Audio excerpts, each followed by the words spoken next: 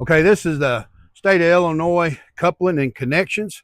If they tell you to do this, we're going to revisit some things that we already visited, like glad hands and airlines. So the first thing you want to do if you get the coupling and connections is you want to check your electrical line. You want to make sure that it's properly mounted, secure, it's not ripped, frayed, torn, or excessively worn. It's securely mounted, and there's no illegal tape.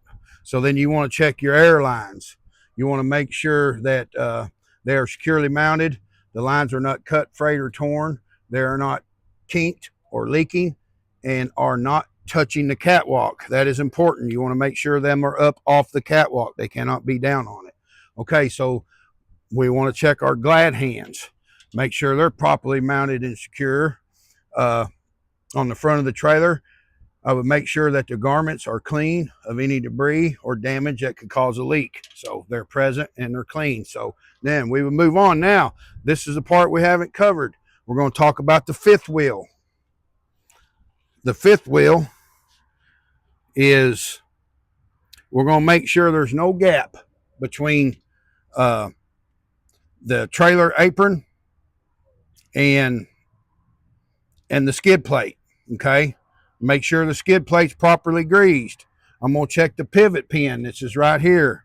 And I'm going to check the pivot pin and make sure it's in the lock position with a cotter key. So you can see it is down in the lock position and it has a cotter key, okay?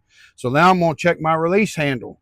I'm going to make sure that the release handle is in the lock position. It's not cracked, bent, or broken. It's properly mounted, secure. So now I'm going to check my fifth wheel platform to make sure it's properly mounted and not miss any nuts or bolts. That's your platform right there.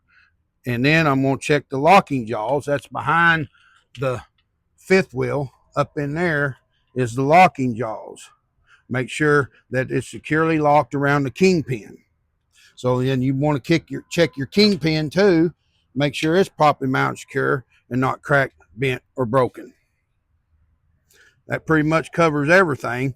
You thought you have to remember is you want to check your fifth wheel, your trailer apron, your skid plate, your pivot pin, release handle, fifth wheel platform, and your locking jaws and kingpin. That's what you got to check on, and also your airlines and your glad hands and your electrical lines. So that concludes pretty much all that on the coupling and connection. So we'll move on to the trailer portion of it.